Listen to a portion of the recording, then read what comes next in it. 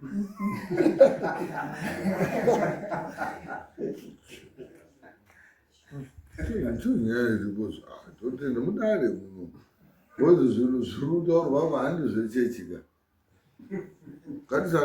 call a spade a spade.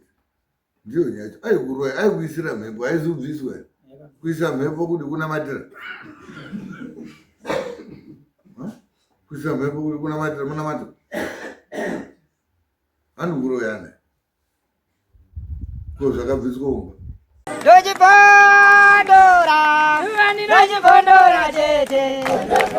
Teachkatch MTV inokupa nyaya dzakasiyana-siyana dzinoitika mumatunhu atigere neakatikomberedza, dzinotyisa, dzinofundutsa, dzinokatyamadza pamwe chete nedzinosetsa. Kuti musarasikirwe nenyaya idzi, munoenda paYouTube channel yedu Teachkatch MTV, mondo subscribe ipapo, musakanganwe kulaika pamwe chete nekushare, musazokoshiwe kupfanya kabhatani ako ndokabheroka kuitira patinokanda chinopisa munoyeuchidzwa. Teachkatch MTV tinodzifamira.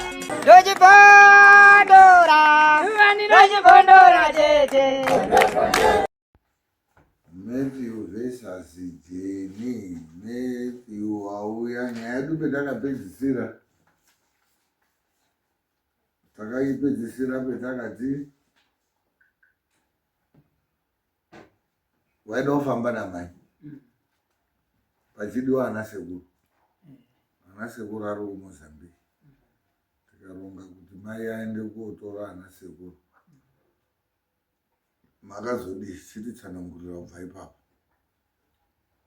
Right, mutape ipapo takazofamba. Mai akauya pano ati abva kuMozambique kotora ana sekuru. Asi mai wakauya pano achiti ana sekuru ndaaona. Takasvika pamba pavo ndikazopinda mukati apeno kwavari kutinambira muMozambique. Asi sekuru ati handisi kuuya.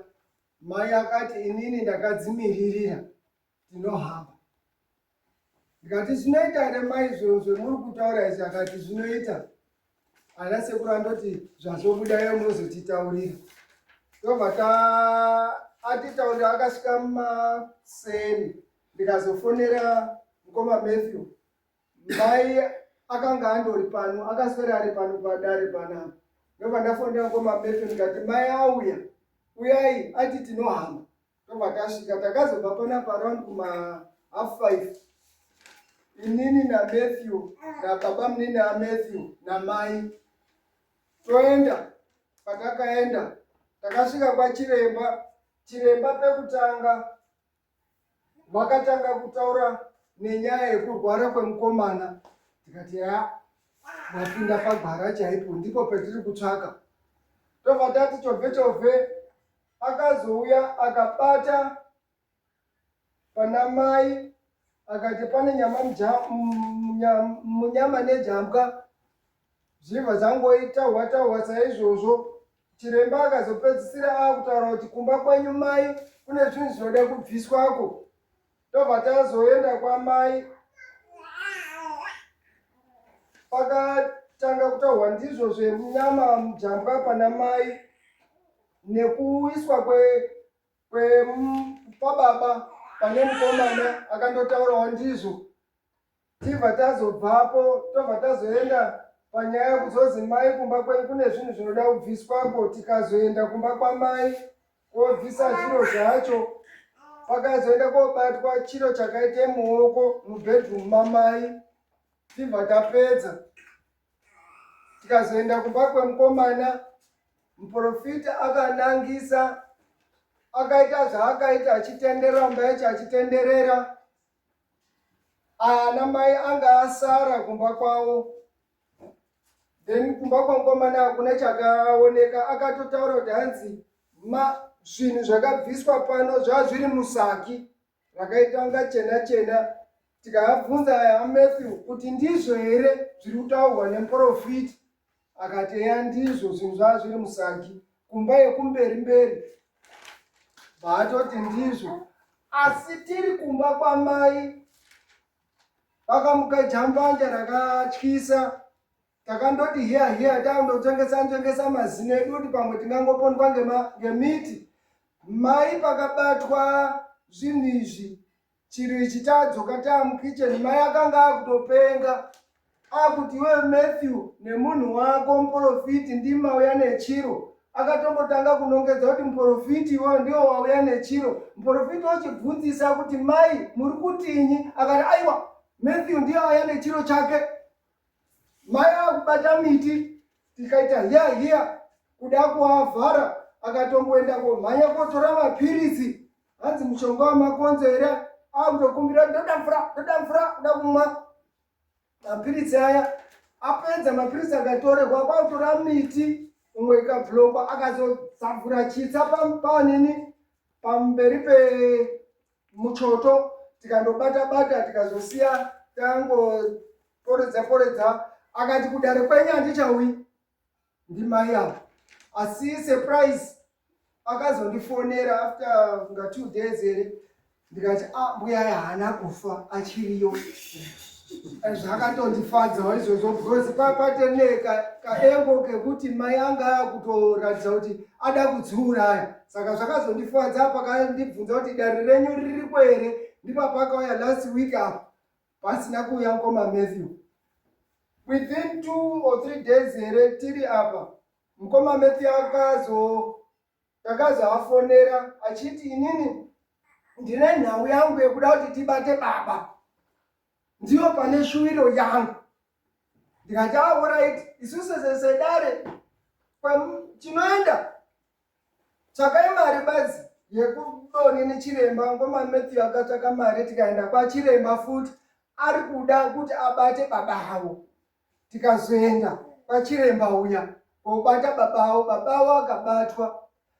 Pekutanga mai chiremba wakandotaura futi ngenyaya yekuti mwana uyu uri kuchema pamusoro uri kuchema mwana.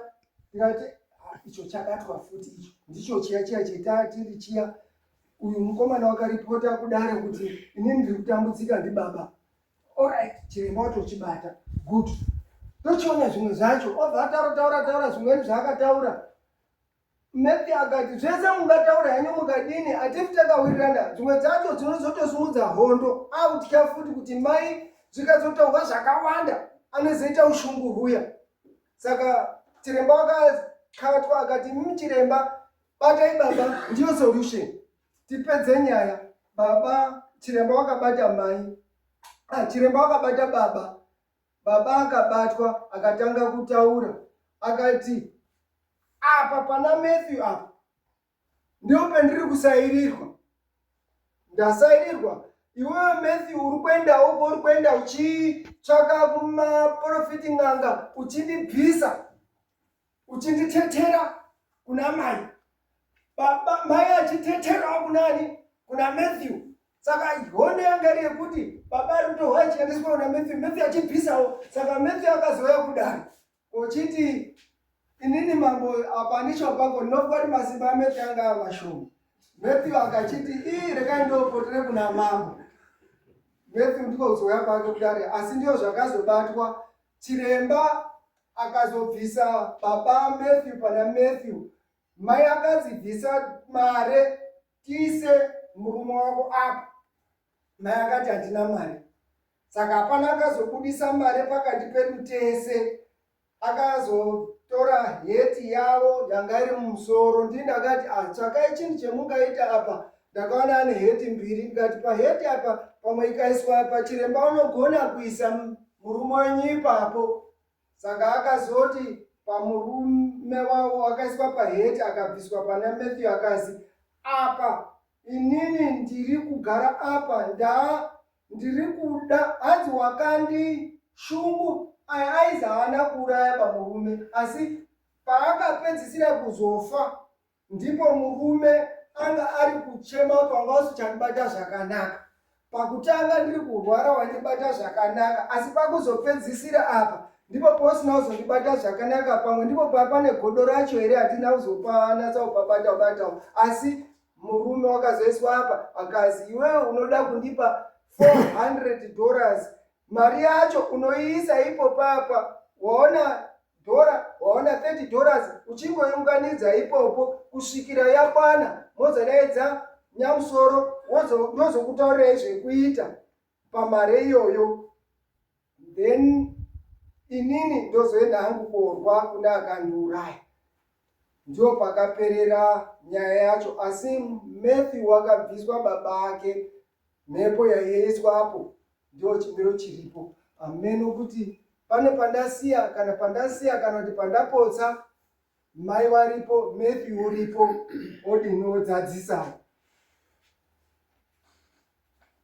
Ndipo pandambogumira pamwe mumwe macho ndaindojamba jamba. Zvakaitwa ndogutsikana nazvo ngekuti izvozvo ndine kavision kendakutoona kasiyana nezvendaisangana nazvo.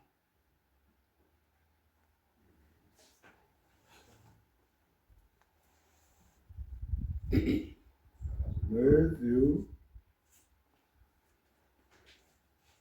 zviri kureva kuti kudii manje?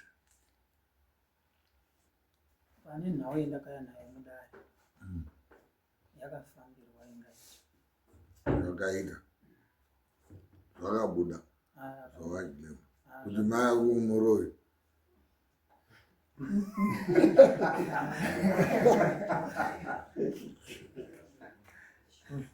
Nchunyaya iripo totenda mudare muno bozi zvinhu zviri kutaurwa mahandi zvechechika. Katisada, let's call a spade a spade. Ndiyo nyacho aikuroya aikuisira mhepo aizubviswa kuisa mhepo kuti kunamatira. Kuisa mhepo kuti kunamatira munamatira. Andikuroyana ko zvakabviswa umba mabhaibheri nemahimbo hazvityisiba zvinhu zveizira. Inini ndakataura kuti mudare muno hatitongi. This is a community court.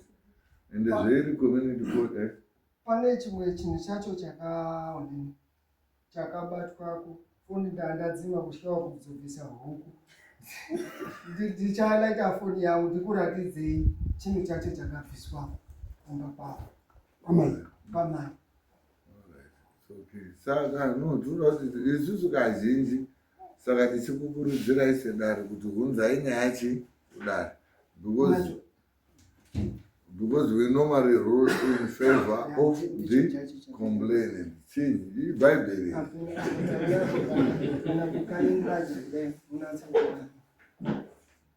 Kaichidini kanonge kaichiite kumara ndokanozimara. Uri ukaona here ako karobude mufoni ako. Ngeke muchechera. No, it's okay, fine. Saka.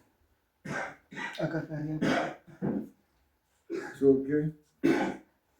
Mai. Nyaya yakauya mudare muno. Mwana mamuripo wakauya achitaura kuti inini mai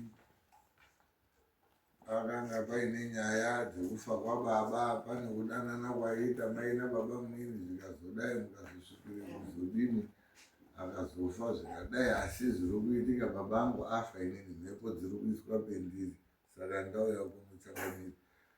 Ini ndikatombozviti uyu mwana uyu zvari kuita uyu nekutaura zvinodini zvinobuda here, asi isusu hatitongi isati yazvitonga. Saka takamupai mupurisa, mukafamba mukaenda kwamakaenda. Titaurirewo tizwe mafambiro emwakaita kubva pakuenda kotora ana sekuru, ndobve takasiidzana. Inini mambo kutaura kwendinoita inini, ndakaenda kotora ana babangu. Ana babangu ndakasvika pasina ari dzembe, sekuti mutungamiriri waitonga ikoyo wakaruza, vechizwe masoja ekare ainge aripo ngavo ndokwainga. Saka ndakauya ndisati ndasvika kumba, ndichouya futi. Ndauya ndochodini, ndochotaura naamadakadzi ndoti amadakadzi atinyasi ndizvo no problem. saka zvadaro akati hino tingadini toita sei tingati inini hapana chendinodini chendinoronga ngokuti ndandapa pamutsomeko ndoizwi randakadayira ndopaakazodaidzani Matthew kwakuuya kwakubva taenda iyi paanotaura papa zvedi inini ndakatora muti iwe ndaya ndakadini ino masoro kwangu kwaya kune huni ndochotora muti ndochoda kuchaya mwana uyu kuti iwewe wakauya panapa hya uchiuya pano uchindishungurudza hino izvozvizvi munhu wako patainga takupinde mumhatso wakabvise jira kudai abvise jira riya rakaenda kokwike chinyi rakaenda kokwike chiro chiya chainga anacho mumaoko ari kuda kupe munhu wainga ari uku iyi ndichitore cheya yekuti amirepo kuti aone udini achiona paari kutaura kuti apo ndo pechirya maso ndochonyarara saka petakazoenda he apa takaendepo ndochotaura aya mupurisa wamambo akanditora nousu nemakuseni ndipo akandifonera andifonera kuti mwiri wangu uri kurwadza mvura yaitonaya wainga uri musi wechipiri handiti yaya chiri chipiri chitatu ndichoti mwiri wangu uri kurwadza angati mukonere kutsetsera kuti muuye ndichoti zvakanaka ndichomuka mwana wangu choti sadzake muroora neti angati tike ndikati rekaitiende zvaadai zvino zvinoti apo paroti takasvika tingagara ipopo ndakasvika ndikagara ane musika angaenda ndochosara namainini angu ainge aripo pakugara angatobvunzwa kuti muri kuenda padhuze kani pemuri kuenda pacho ngoti nguva inei ngatifambe nya makasvika raiti pechitu zvekugara inizvo todzidza anhu musati maenda munogara taurai zvazvaita sei makasvika saka takachizoenda taenda kwamatwara iwona asaida kuti nini ndiziye kuti ndiri kuenda pano pamatwara mupurisa wakabate foni abata foni angati hallo angati angati azvingaitere kuti mungatipawo munhu uno kuti tione kwanzi angati rambai muchikwira nerodi masoro inini ndabva ndakataura kuti apana pamweni petiri kuenda pamatwara ngekuti uyu ainga abvepo nadhiraivha wake ainga abvepo pamatwara pana ndakataurira yati angati takaenda tasvika ipona ndopaakaenda kuti inini baba ndiri kude baba kuti baba abude kwakubuda kwakuti ndini baba inini handizi kugutsikana ndizvo kuti mwamuna wangu usikazii zita rangu inini ndakambomurumbirira pamhatso pake zvinoziya neanhu ese kana ana angu anozviziya auyepo pausvika kugara pachigarwa kuti ndini inini achinawo ndochoti come and go ibva pamhatso pangu inini mambo cheninomutaurira mwana uyu waramba achindishungurudza wakatore mombe mudanga mwangu mwana uyu pamusoro zvakanaka ndamira pamusoro mama mbuya china murume akuda hana kuti uyu ndi Matthew iyo akati uyu ndi Matthew sezita rangu wakupinzai mudari ana sekuru aripi hamuna kupindura mubvunzo ipopo akazoti iwewe Jeni mukadzi wangu haana kutaura here kuti iwewe Jeni mukadzi wangu haana handitangida kupingura kuti mambo azoti chidayira ndodayira izwaika imwemweka mukanga tisitaura nyaya muno mune nyaya naMatthew samai aMatthew handizodzitikuda no seboyfriend whatever zvomunomudaidza hatisine kuti chii chenyumba hatinei ndadzoba nyaya idzi isisi todotarisana nenyaya pamafambiro emagaita imimi pekutanga pakabuda kachigumba ndiye Matthew wakauya nako nenyanga yake handizvo ndo wakauya nako handigenyo handizvo inini handina chiri chakadai zvakauya naMathew. Mumba mwangu handina zvaindisina. Mawanza ndati zvinge zvawawo. Ngezvawo. Right. Kape ipapo. Pechipiri pemakaenda Mathew wanganga abvapo nadriver wake. Amen. Alright. Pechitatu. Hatisi kwenda pechitatu. Ndopetode kuenda. Inini handichaendi. Muri kutaurapo. Ehe, ndiri kutotaura chokwadi. Handi munhu amutaurisa ndataura mbuya Muno imimi handiti mune handiti zvaka amutaure ndichitaura maudoonekwa ndindoti taurai handiti imimi ndikakubvunzai mubvunzo unodai mune kumba here kwenyu kumba kwenyu kwemunoti kumba penyu dairai mune pamusha here penyu pemunoti ngepangu imwimwi pemunobva dairai izvi ndinoti dai ndikati dairai ndope musataura ndisina kuti taurai ndataura ndinapo ndopemunotonga munomu ngemwami ende munaziva kuti muri kwachangamiri ndinozviziva ende kuuya kwamakaita hamusi kuuya ngekuda pa ende hamusimi makauya umangara pa makauya umangara ngeuyu saka mukada kutotikwidzira voisi munomu muchitotaura chakati handiiti ichichi ndinoita iyeyo wakatofa murume wenyu ndiwe mwaitaurira kuti handidi kubatwa apa handidi hamutauriri zviro izvozvo kutondijairireiko handijairirwe handina kuya panapa kotaurwa zvokuita muri musungwa mazwa mwadi wekuitire manyawi nezvemuri kuita izvozvo iyewe makasiya achifa ndiwe munoitira izvozvo inini hamutauri zvokuita kana maudotonga inini ndobva pana shuye uye muvhurire kumakakasi uye muchitaura ndinozwa kuti ndimwauronga pana shuye kana musikuuya garai pasi nditaure zvandinotaura eusuya nowanda wai murume wenyu wakafa haurarami uchigara nemukadzi wakadaro kutaura kuti kutaurira changamire kuti handiite handicha kutaurira inini pakudini takamboona naye sandijairira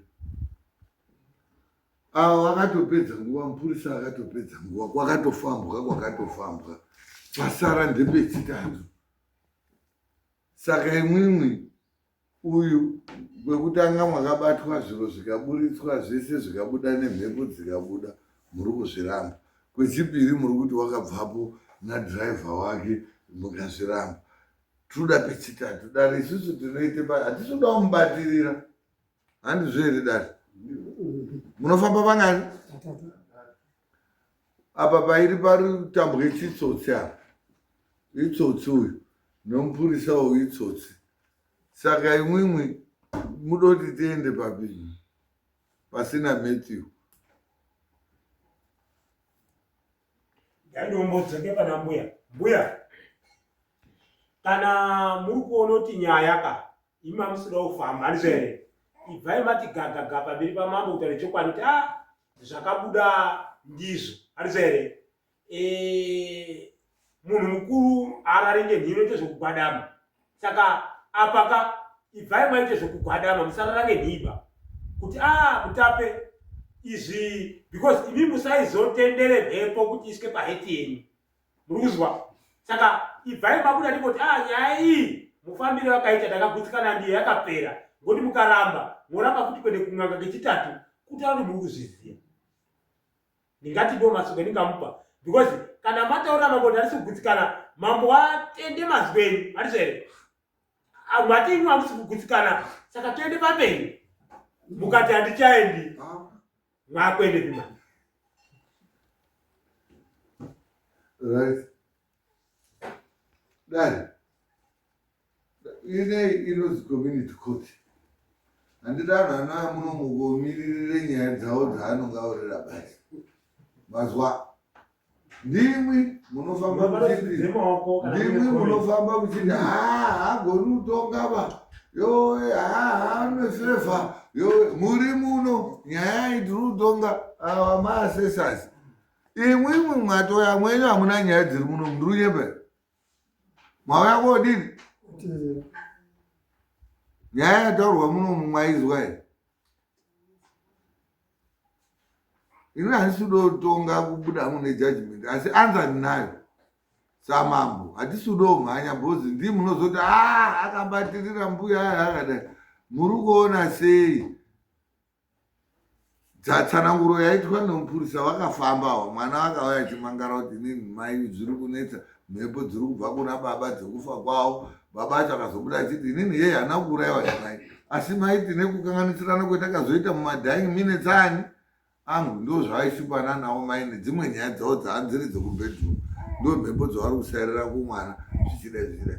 Ari kuti kwekutanga mwana zvabuda apa zviri kuzi ngezvangu handi zvangu. Kwechipiri ari kutaura kuti mwana wakanga abvapo takuti pandingatiende pechigari. Pechitatu akutaura kuti inini handichadi kufamba, chitibatsira sedare todini. Imwe hamutauri musina kuzitaurai, musandijairira. ndikuona kuti mwana wabvuma kuti ini pakupandinakira zvakashandwa zvingapera. Handifungi kuti pachine problem yavo kuti mwana wakamangara wati ini zvangu zvanaka. Saka zvinoreva kuti wakashanda wakagona wakashanda zvingapera. Chasara kuripa basi kuri kutaurwa. Alright, thank you baba. Umweni toda kuti tisvike petinosvika. Ina handidi kusvika ndega kuti ndimwe munozofamba muchitaura kuti muri muno tiri muno tinodzoka tese. Ava ataura baba mutaura, amwe anoda kutaura. Ina handisi kuda kutanga ndataura babhozi munozoti kukara kwaro nyama kupika nembudzi. Taurai tibatsirane tiri dare. Saka ichizi community court. Hati kuno kutambomira kumaasesors ngoti munoti anhu angwana auya akapurana. Imwe hatina kuuya tese ba muri kurizwawo dare. Munaziva kuti mukatadza kutibatsira dzeni dziri upindo tichade kuzoti taurai pana akasumudzawo.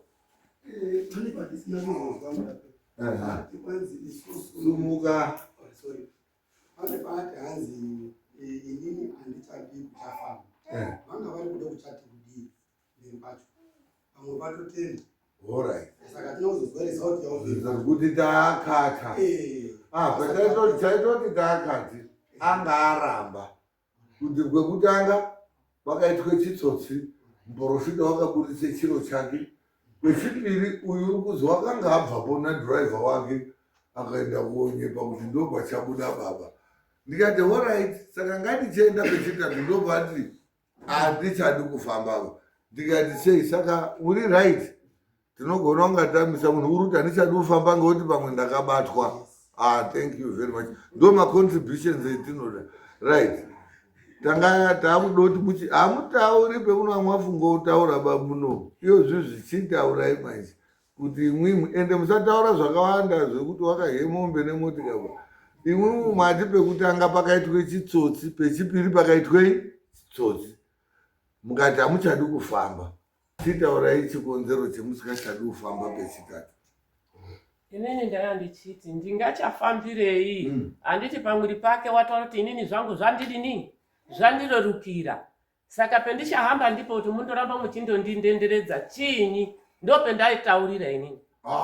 Imwe mungotaura kuti vai iwo nyarara. Yatopera mwaita hako wenayo mbuya abvuma yapera mwaita henyu ngani apero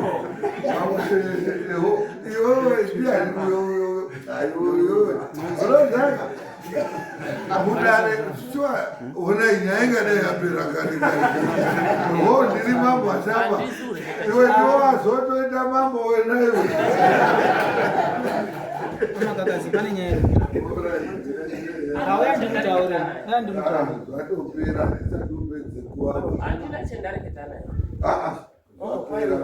Imwe zvawatotaura mbuya mwapedza. Ndazviona muya mukada kuita zvoundururani munomuka sezvomaita zvoda kuti ponda ngemakanda iwo isitoriwo majaindi mamonya chaiwo. Unazi munomu tinobvumirwa ngemutemo. Isusu munomu kuti tizoite zvehondo hazvipfumbiwo. Muri kuti mwana uchamama kuda kuti adi kuda kumamisa adi. Ndozvaari kutaura napi ndozvaari kunditaura. Ndamona muri kutaura naye asi uyo Matthew usasambonetseke ndizvo pane choondoona uya kwamambo tinopedzerana nawo. Ayi kudare ndinouya pandoite chaita pane chandoitika anga nditauri masoko akadaro takagara. Mbuya muno Nyararai mbuya ndazviona muri kumutaurira apa wazoda kukwenya uya mukomana uyo kuti izwa. Mbuya imimi munotaure munhu mudare. Tamboitaura nyaya yekuti imimi munomu muri kubva mwanyanya kujaira asi mbanyu yakaita kunga munomu. Muri kukangarwa kwemuri keni. Muri kuti uyu uchamama mudare pamberi pamambo. Saka inini wacho ndichamama futi. Munomanisa kaimbo. Manje mbuya ka dai mwakangwara ka musina kubatwa kung'anga. Munhu wakangwara ka haubatwi ba. Ende dai mwakangwara wanyabatwa ka mwabvuma mwega padare rese. Mbuya aramba here kana kuti abvuma? Pamusoro mambo. Ende kungwara kwawo mbuya aya kwakakosa. Inini ndichifamba nawo musi wekutanga chaiwo taenda iyo. Wakati tasvika pamba pemuprofiti kuti anga aende kuMozambique kotora mishonga yawo iyo apeno. Akati tichisvika pamuprofiti akati mboenda kutoilet, tikati munhu uri kuenda kutoilet, tikandoasiya akaenda. Tikazoti futi muprofiti ari kuita akabuda akaenda. Same thing zvakada kuitika iyo futi ahakwa murume. Ndakazati hey mbuya musi wekutanga tinoda kundotipinde akamboenda kutoilet. Achodzoka tiri kuita nhau akada kubuda futi. Ndikati mbuya garai pasi. Moda kuendepi? Muda kuzotinyepera kuti takasara tichiita zvinhu zvedu tega. Imimi musirimo. Mbuya took left. Akangwarisa aya mwana zvaari kuita zvino zvakafeila because hapasisina chaari kuita. Maprofita ese atakaenda kofambira nawo akahaka akabata kamukhuba kawo kekuti anga ada kutsika giya rekuda kuti asabatwe asi akabatwa. Tambodire kuredesa mbuya ataura wani kuti hamba kwese papera mwana wapora wani kutaura kwemunhu mukuru nzanza hwese kuti akureketapo kwakupedze kupedza nekusindota uchisindota dzingwanaidari wati unotaura. Kupera ndonase kuti haisati yapera nekuti pane uripo wakataurwa uzi ndozode mari yakati neyakati. Saka mamhani zvaari kupromisa mukomana ari kupromisa nekuti ari kuziva kuti still mhepo anenge ainayo. Saka anogona kuti dare kana rikadhisimisa titi nyaya yapera anosvika kuti akuti mamwe magiyazi ekuisire mukomanawo. Saka ndafungurise dare ragona kuti kana ivo vakatenda sekuti vari kudhanisa nezvekufamba pangapa kuti uye muprocedure yekuti mambo ndikunenge mwakutotaura kuti saka 400 yaiyani ngaitizobviswa futi imumu muchiona mwana sizoti nyaya yamhepo yahakusisina nekuti kana mukati nyaya yapera mhepo isitiwi ichina mhama ndio nyaya zona zona mwafambira mwechiti ari kusandirana mhepo kudai. Saka mhepo zviyana namai paheti yamai nhasi inofanira kuti ichizopera nyaya iyi mari yabviswa 400 yabviswa mambo mwozoti nyaya iyo hakusisina zvinhu zvakare. Thank you. Ndo vanhu tinotobatsirana isusu kuti yapera kwetataura hatizi kuti yapera kuti tatovhara ba. Tiri kuti yapera tichitarisa mukufamba kwakaitwa zvataa tichitsvaga. Bozi uyu mwana akava nema-allegations ekuti mai ari kundiisira mhepo, mai vane zvinhu zvavanoshandisa vachidai. Ndizvo zvakaenda kofambirwa. Zvafambirwa ndo zvadzoka nemari dzavo dzataurwa nemupurisa. Mari dzavo dzataurwa nemupurisa ndiwo itazobvunza mai akabvuma kuti mhosva inini kuti mwana kuti zvatonaka ngekuti dai kuti mwana zvamunakira it means kuti zvemwakafambira zvazviri zvekunyepa. The fact that mhepo yakabviswa pamwana ikadzoka iye wacho watotaura muno kuti nini zvatondinini zvandinakira iwo wacho akakonfirma kuti zvatodaro tichadirei kuenda kumberi izvo zviro zvatodini ndo petiri kuti chapita iyoyo yadini yapfuura takuuye panyaya yorutaura iyoyo ndo petakudini petakutiopinda manje because zvatati unoziva kuti kana kumacases munhu unolerwa macharges. Walerwa macharges ndo panoenda kuonekwa kuti iwo munhu unenge uine macharges emhosva younenge wakapara, macontraventions unenge wakaita, wozoonekwa kuti iwo wakaita contravene this section, chapter or subsection. That's when you get convicted. Then wakonvictwa imwe process wozosvika pasentence. Handizve? Saka isusu paconviction isusu tatosvika. Mai aya azotaurawo nyaya dzekuti uchamama nei izvo imwe chapter. Mukutaura kwemunhu wabatwa nei? Abatwa chatinakidza sedare abvuma mudare. Saka zvatotirerukira tachisvike pachikamu chani chako manje wozotaura. Iwo makakasi parudo chiitwa sei nyaya yacho kuzopedzisira kwakataurwa kwakazi parudo uitwa sei $400. 400 yakazi mai anoisa mari iyoyo maringe nekuiwana kwaanoita. Aiisa apa ozobata nyamusoro, unozobata babaya, whatever ndiani wabata, then mari yotaurwa kuti ichafamba so. Ndio mafambire zvakaita. Handizvo ngoma ndizvo chaizvo zvakataura. Right, izvozvo zviri right. Isusu ndozvetiri kuchichitaura kuti imimi maita kubatai nemhosva mudare muno. Tatokubataiwo nemhosva muno. Ngekuti imimi mudare muno hatidi varoiba. Hatidi vanhu vanoshangira vamwe vanhu. Besides kuti mwana ihama muwengi wako, iwo uine dambudziko nemunhu uinaye, unouya komangara kupi? Muri kuona nyaya dzenokutaurai vanhu muri muno makateerera. Tine kushorana kumwe kwetinoita tiri mukurarama, asi tine malevels akadini akasiyana. Chaita kuti nyaya yamai ava iende koreruka kufamba kwavakaita kusvika pakubuda anza dzakabuda, nekuti iwo wacho wasvike pakubvuma pamberi pembedaro kudai. Iyi nyaya yekuti nyaya iri mwamambo, simba retinoshandisa nderamwari. Hauna chaunoita ukakurira simba rani ramwari. Urikubazwisisa? Saka ndichikukurudzirai kuti hunzai nyaya dzenyu kupi? Kunana mambo. Zvinoita kuti mumwe mwakasunga mudi zvisunuke zvinhu zvireruke. Nyaya yawo taifungoti ichapedza gore asi nhasi yatopera.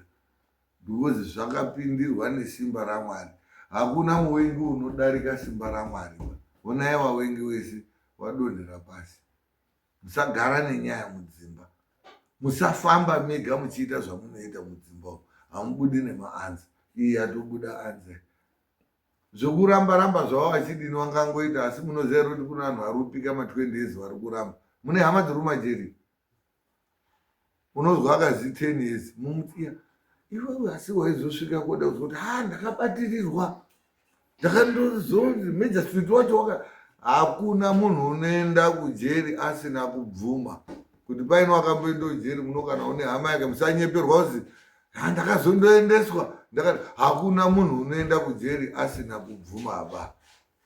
Saka kunoku ndafara, nyaya yedu yafamba zvakanaka. Imimi maita kubata imini nenyaya yekubata nezvinhu zvakazobuda apa. Mune muchitotiripira isusu mudare muno mone mwana. Ndiyo judgment yetiri kukupai apeno maasesas. Handisi kuti pane zvimwe futi here. Kwemwana ndokwetatoda kuti tizoti kwedu kuno kuti nezvimwe here. Tapedza kurudiwa mhone mwana kuno. Then parudiwa $400 ichada kuti iunganidzwe, iruda kuzodaidzwa chimusoro. Zvinenge zvakuitwa futi newe mune vamuri mwesezvo. Atonga titi saka zisinziri mudare ndipo. Iri mudare. Rutaura kuti inenge ichiitwa zvedu. Zvisina kupera tichidaidzana tichizwa kuti zvakamira sei. Aiwa, tinozombozwa ndiwo mai kuti mari yapo here otitaurira. Titodaidza mukomana kuti zvinhu zvakufamba so. Vakasandotitaurira ndiwo hatori nenyaya yavo. Mukomana ndiyo unonga akuuya.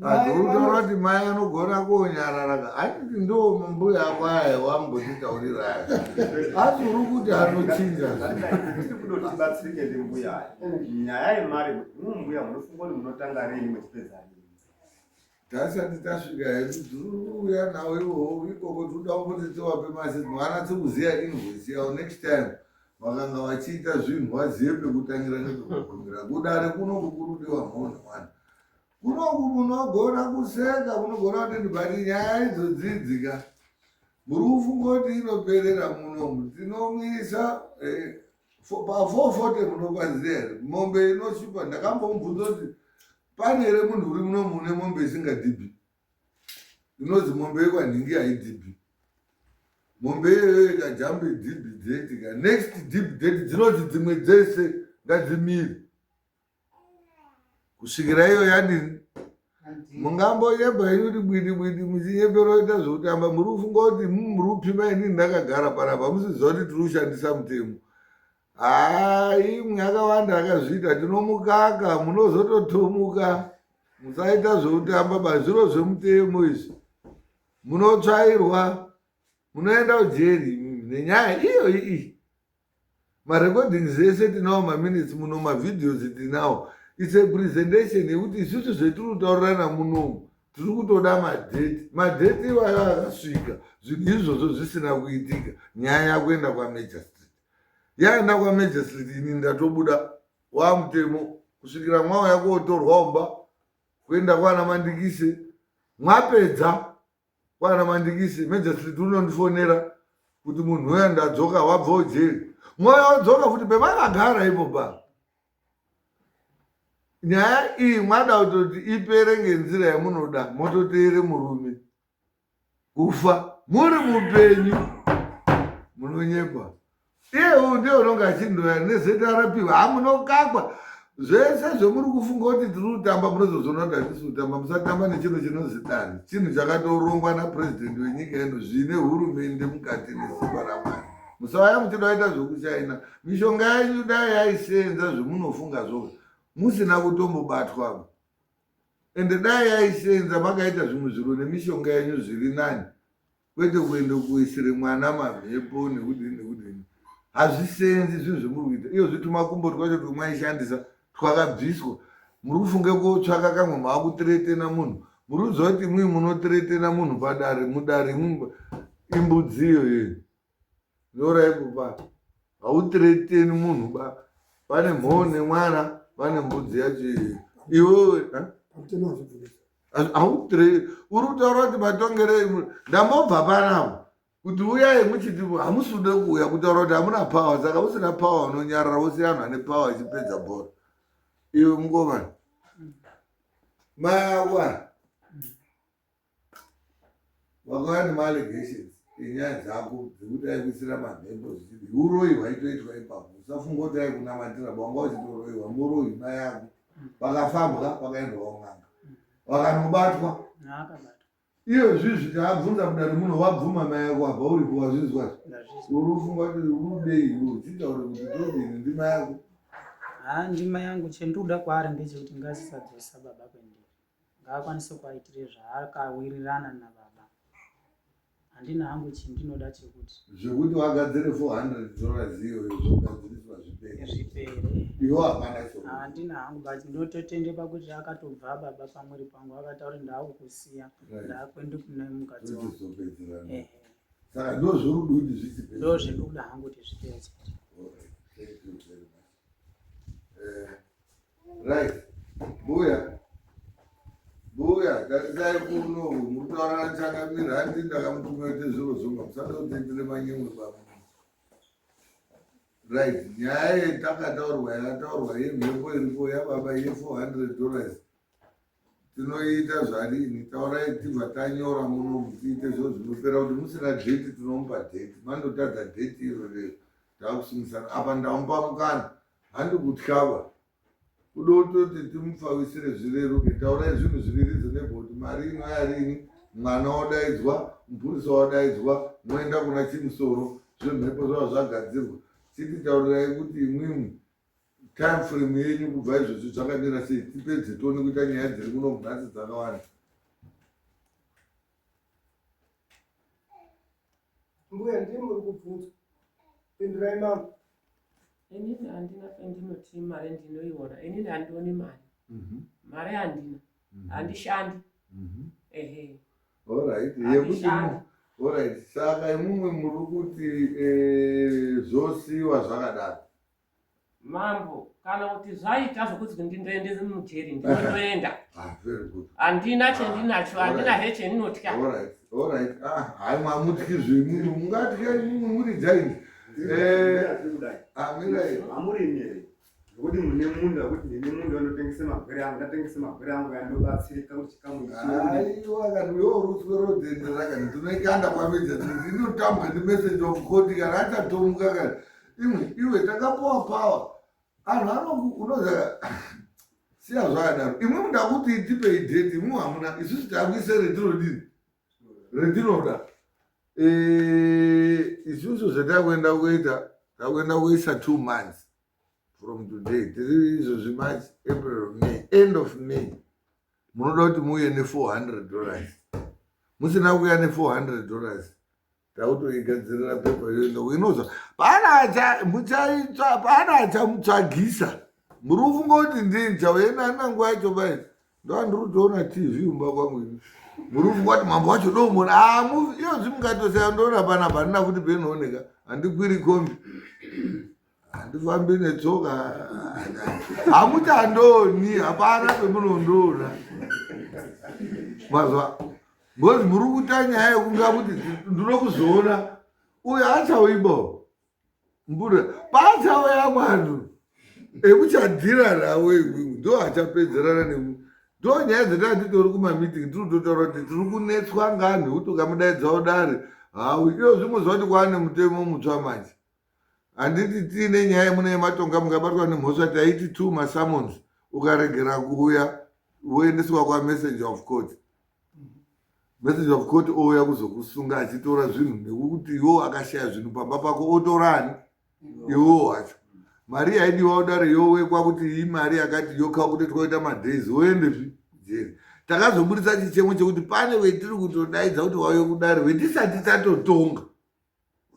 Otaura kuti nandiuyi kwamambo baini zvikazi masamoni 3 akandokwana 3 ZRP yakuuya kokutora kumba wochengetwa kuChimani police station kusvika court date rangu radini wotakurwa kuiwa newe papi ndokutonga uine cheni dzaanhu iwowa.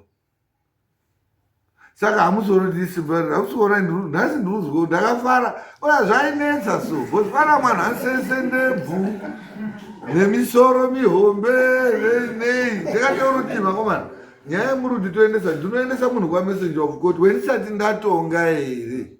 Ari kutoramba udini? Kuuya. Zvikazi mutumirei 3 masamoni. Mobva maachengeta, mouya nawo ari 3 motipa. Takutopa ZRP necheni nemotika. Ototorwa. Ndikati isusu chimwe chinonetsa ndikatuma mupurisi wangu makakasoni. Munhu uyo anosvika kuti masikati haaoneki pamba pani pake ouya kuma8 manheru. Akazomubata uyu anoenda kupi naye? Anogona kurohwa, anogona zvikanzi itai masamoni mangani. Munhu wamatonga asina kuteedza mutemo. Munomupa masamoni mangani? 2. Message of court ouya kodi kunatacha. Tikati ko ari kuramba kuuya kudarika 3. Yato warrant of arrest inoitwa naMagistrate otorwa otovharirwa kuti iwo ukaenda munyama wekubatwa zuva rekutanga inini ndichine 14 days dzedare unogara ikoko 14 days uri kumapurisa ikoko ozouya newe muno ndinokuonai muri kuya ndakagara hani maiti muchando namundoni munondona munoya muno osvika kuti changamireta waya nemunhu ndokutonga zvisikadi mayakozvo munhu apedza ndiwo anoenda futi newe wakodaira kuna Magistrate manje kuti iwo wakanga uchi munozviwanzira nyaya inini hapana chenoita iyo zvimuchaura kuti ndikatopedza panapa nhasi autopindawo motika wautoenda imwimwe ndii munonga mwasara mwakatakurana nemitoro yani yeni ini chene ndakumirira madate jet etapanana pana saka isusu apa tawapa 2 months at end of May nyora end of May mukasaya kuuya zvese nene tobva tamuroyera rimwe samoni akandokwana mairi chimani chipinge zvese zvemuri kuita izvi zvokuvhaira ngekuona munonga maa1 nedhuku renyiri ese anonga asiboba maakuti inini wacho hamundooni uyu makakasi ese anhu ari panapa tese panapa tiredisisipo munova masara muri 1 nhasi muri kuvhaira ngokuti mwakawanda muri kungoti muri kutaura nemwana mudoko muchatsva nyaya ino tapedza kudai kwenu toonana end of May next case daunoite zvebasa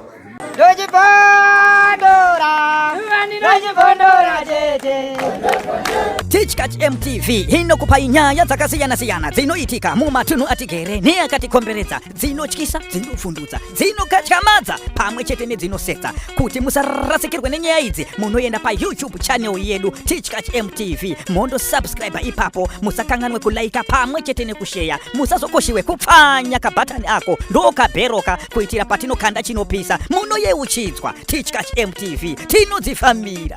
Dojibondora, dojibondora,